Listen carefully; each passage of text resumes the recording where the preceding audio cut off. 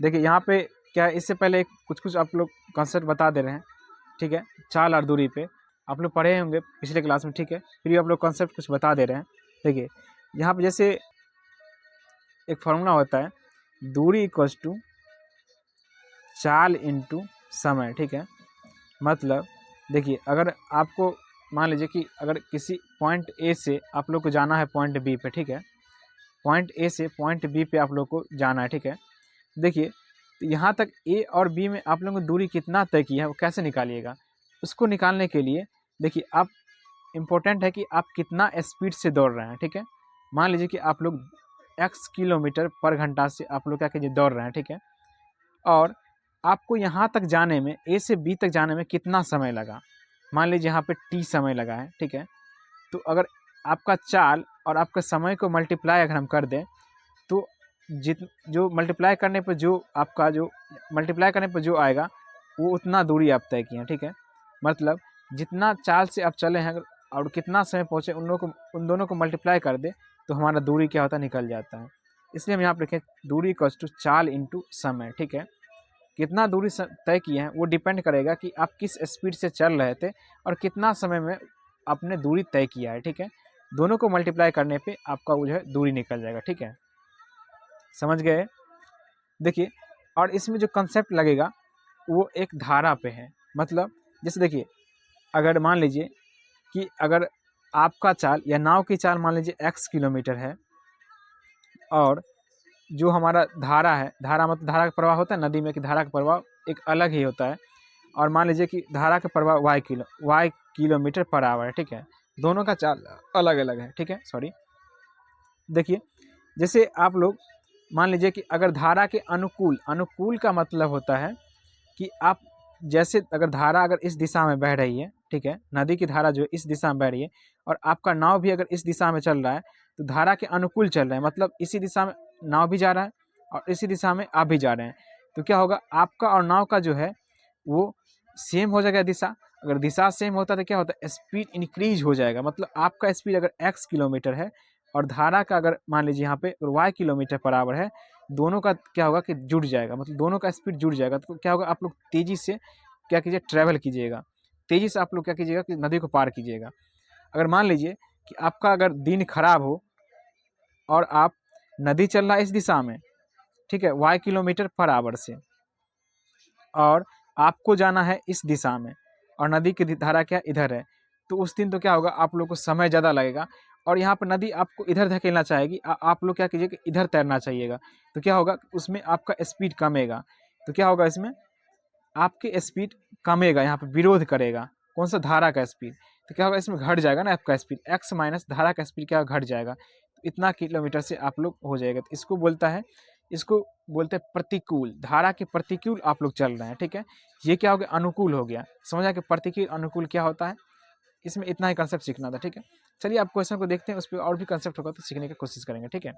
देखिए यहाँ पे क्वेश्चन है कि एक नाव धारा के अनुकूल 20 किलोमीटर जाने में 2 घंटा लेती है, ठीक है, और प्रतिकूल 4 किलोमीटर जाने में 2 घंटा लेती है, ठीक है। तो बोल रहा है कि इसकी चाल शांत जल में बताएं और धारा की चाल, दोनों का चाल निकालना है। तो मान लेंगे माना कि नाव की चाल यहाँ मान लेंगे नाव की चाल x किलोमीटर है, x किलोमीटर पर आवर है, ठीक है। और धारा की चाल क्या है, धारा की चाल मान लेंगे कि y किलोमीटर पर आवर है, ठीक है। यहाँ पे y किलोमीटर पर आवर है। अब इसमें बोल रहा है, अब हम क्या करेंगे कि धारा के अनुकूल नाव की चाल निकालेंगे, ठीक है। धारा के अनुकूल नाव की चाल क्या हो जाएगा, धारा के अनुकूल नाव की चाल क्या हो जाएगा, x प्लस धारा की चाल जोड़ देंगे x plus y kilometre our, ठीक है, किलोमीटर पर आवर, ठीक है। अब धारा के प्रतिकूल मतलब उसके विपरीत, ठीक है, नाव की चाल क्या हो जाएगा, x माइनस जो धारा की चाल घट जाएगा, x minus y kilometre per hour, ठीक है। ये हो गया। अब देखिए अब सवाल में क्या बोला गया है कि एक नाव की धारा के अनुकूल 2 किलोमीटर जाने में 2 घंटा लगता है, ठीक है। मतलब 20 किलोमीटर जाने में 20 किलोमीटर जाने में 2 घंटा लगता है, ठीक है। देखिए चलिए, तो अभी हम पढ़े हैं क्या होता है, दूरी इक्वल्स टू चाल गुने समय होता है, ठीक है, चाल गुने समय होता है। और दूरी यहाँ पे देखिए, अगर हमको निकालना होगा समय कितना लगा, तो समय क्या होगा, दूरी बटे चाल हो जाएगा, ठीक है। ऐसे ही अगर चाल निकालना तो क्या होगा, दूरी बटे समय हो जाएगा, ठीक है। अब देखिए यहाँ पे क्या बोला कि यहाँ पे कि 20 किलोमीटर जाने में 2 घंटा लगा, और यहाँ पे अनुकूल नाव की चाल क्या है, x + y किलोमीटर। तो देखिए कुल दूरी कितना है, 20 किलोमीटर। तो प्रश्न से क्या होगा, 20 किलोमीटर जाने में कितने, अगर x + y से भागा दे, x + y से यही चाल हो गया उसके अनुकूल दिशा में, तो ये क्या निकल जाएगा, अगर दूरी में अगर हम अभी चाल से भागा दे तो क्या निकलेगा, समय, और समय हमको दिया हुआ है कितना, 2। तो ये क्या होगा, इक्वेशन फर्स्ट हो गया। इसको सॉल्व कीजिए, क्या होगा, 20 = 2 × x + y। यहाँ से इसको काटेंगे कितना होगा, 10। क्या हो जाएगा, x + y = यहाँ पे क्या निकला, 10। ये हमारा फर्स्ट इक्वेशन हो गया, ठीक है। अब सेकेंड इक्वेशन कैसे निकालेंगे, देखिए सेकेंड इक्वेशन के लिए फिर एक दिया हुआ है कंडीशन कि धारा के प्रतिकूल 4 किलोमीटर जाने पे, धारा के प्रतिकूल मतलब कितना, धारा के प्रतिकूल x - y, ये क्या है, इसका स्पीड है, ठीक है। और यहाँ पे 4 किलोमीटर जाना है, तो कितना समय लगेगा हमको, 2 घंटा लगेगा, ठीक है। ये हो गया इक्वेशन, इससे बनेगा तो क्या हो गया, 4 × 2 × x - y हो जाएगा, ठीक है। फिर इसको यहाँ से रिमूव कर दीजिए, कितना हो जाएगा, x - y = 2। ये हमारा इक्वेशन सेकंड हो गया। इक्वेशन फर्स्ट और सेकंड क्या कीजिए, ऐड कर दीजिए। यहाँ से क्या होगा, हमारा x और y, मतलब यहाँ पे धारा और शांत जल में इसका नाव का, और यहाँ पे धारा की चाल क्या होगा, वो निकल जाएगा। तो समीकरण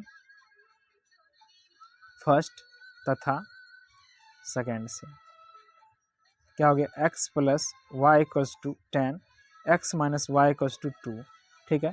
इसको क्या करेंगे, ऐड किए, यहाँ से गया 2x = 12, x = 6 निकला है, ठीक है। y कैसे निकालेंगे, किसी एक समीकरण में बैठा दीजिए, x + y = 10, यहाँ से क्या होगा, 6 + y = 10, तो y = क्या हो जाएगा, 4 निकल गया यहाँ से, ठीक है। हमको निकालना है कि शांत जल में और धारा की चाल।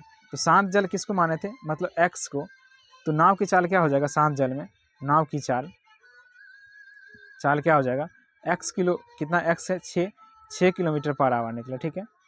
और धारा की अगर चाल निकाले, धारा क्या है, y माने थे, y कितना है, 4 किलोमीटर/आवर, ठीक है।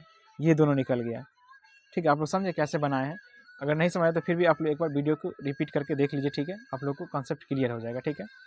तो देखिए यहाँ पे इसी टाइप के क्वेश्चन समीकरण में x और y में आपको कंडीशन निकालना है, उसके बाद दोनों समीकरण को सॉल्व करना है, ठीक है। पूरे ऐसे टाइप का कथन दिया रहता है, आपको बस समीकरण निकालना है, उसका समीकरण निकाल आप लोग सॉल्व कर ही लीजिएगा, ठीक है। तो आप लोग क्या कीजिए, इस पर जितना हो सके उतना प्रैक्टिस कीजिए, ताकि आप लोग कॉन्सेप्ट क्लियर हो जाए और इक्वेशन बनाना आप लोग सीख जाए, ठीक है। बाकी आप लोग को नहीं अगर समझ में आए तो फिर से एक बार वीडियो को प्ले करके आप लोग देख लीजिए, ठीक है। इससे आप लोग का कॉन्सेप्ट पूरा क्लियर हो जाएगा, ठीक है। और वीडियो पसंद आ रहा है तो वीडियो को लाइक कीजिए और शेयर भी कीजिए अपने दोस्तों के साथ, ताकि उन लोगों का भी प्रिपरेशन अच्छा से हो, ठीक है।